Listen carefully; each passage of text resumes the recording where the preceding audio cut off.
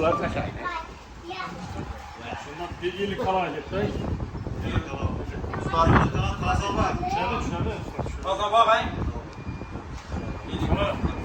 Assalamu alaikum aziz yurttaşlar, hurmatli obunachilarimiz, navbatdagi savdomiz 2020 yilda ishlab chiqarilgan Trailblazer avtomobilimiz sotildi.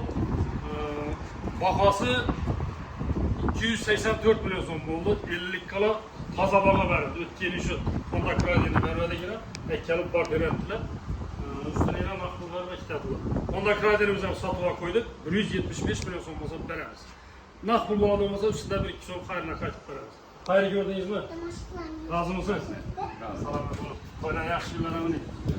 Başlık, tebrikler. Hatasına sağ olun. Honda Cradle'm hiç yerine kraskesi yok. 26 bin kilometre yürüyen benzinde 175 milyon son bakasıyla. Ne desek bu arada? Mekanik selken mekanik centralını bakası. Gelip olabiliriz. Hayırlı görüşürüz. Selamet olun. Öyle önemli. Kenar arasında hizmetler. Hayırlı olsun. Hayırlı deniyor. Dur, o minatı yapar.